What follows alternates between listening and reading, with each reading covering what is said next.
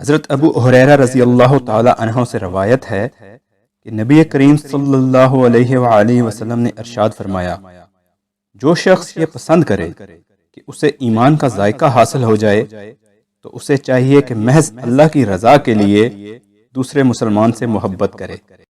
اگر بیوی سوئی ہوئی ہو تو بلا وجہ اس کو جگا دینا سنت کے خلاف ہے۔ سیدہ عائشہ صدیقہ رضی اللہ تعالی عنہا فرماتی ہیں کہ میں سوئی ہوئی تھی تو اللہ کے حبیب صلی اللہ علیہ وآلہ وسلم بستر سے بہت آہستہ سے نیچے اترے اور پھر جوتا پہنے بغیر ننگے پاؤں چلے تاکہ آواز نہ ہو۔ جب میں نے پوچھا کہ اے اللہ کے رسول صلی اللہ علیہ وآلہ وسلم، آپ صلی اللہ علیہ وآلہ وسلم نے ایسا کیوں کیا؟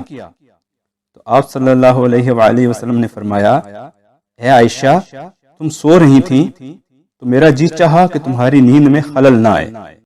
اگر میاں بیوی ایک دوسرے کا خیال رکھیں تو نہ صرف سنت کی ادائیگی ہوگی بلکہ گھر جنت کا نمونہ بن جائے گا۔ آقائے دو جہان کی پوری زندگی ہمارے لیے مشعل راہ ہے۔ اللہ کریم ہمیں ان سنتوں پر عمل کرنے کی توفیق عطا فرمائے، آمین ثم آمین۔